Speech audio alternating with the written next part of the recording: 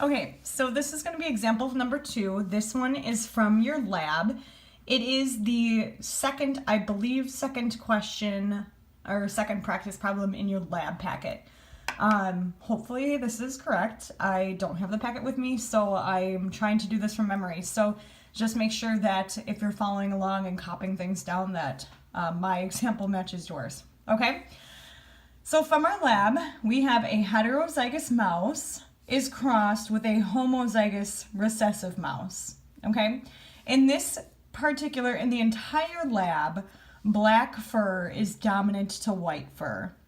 So with that being said, we're going to use the letter B for our genotypes, so whether it's B or B, because we always choose the letter of our dominant trait.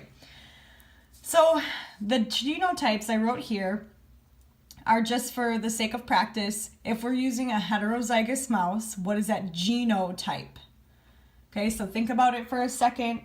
Genes are always our genes, our genotypes, so we choose letters. Okay, heterozygous. You should have answered that that's one of each. Okay, your next one is homozygous recessive. Homo once again being same, recessive. We are going to be using 2 little b's. And if this is the coin toss lab, you would have used a penny with 2 little b's taped to each side, because this is your only option, right? So let's talk about the phenotypes of what these would display.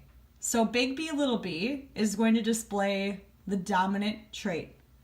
In this scenario, that's going to be black. And the little b is recessive. That's going to display the recessive trait, which in this example is white.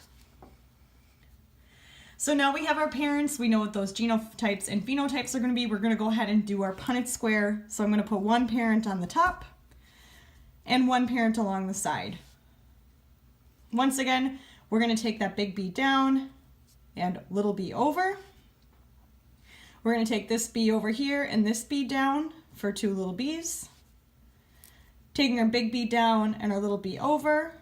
Remember, capital letters always go first. Little b over and little b down. Okay? So if we look at our offspring, we have certain outcomes. And I'm going to go ahead and put the genotypes here so that we can fill in our letters. And then I put percent over here so that we can go ahead and fill in those percentages. Looking at our Punnett square, we have 2 big B, and 2 little b's. So one of our outcomes, one of our genotypes, our letter combinations, is going to be big B, little b. And our other option is little b. 2 out of 4 is 50%. 2 out of 4 is 50%. So in this scenario, we have 50% are going to display the dominant trait and 50% are going to display the recessive trait. So if we're talking about phenotypes for these then, which I'll stick right here, big B, little b is going to display the dominant trait, which in our case is black. And big little b is going to be white. And if we had to complete the percentages on those, it would also be 50-50. Okay, I hope this is starting to make a little bit more sense.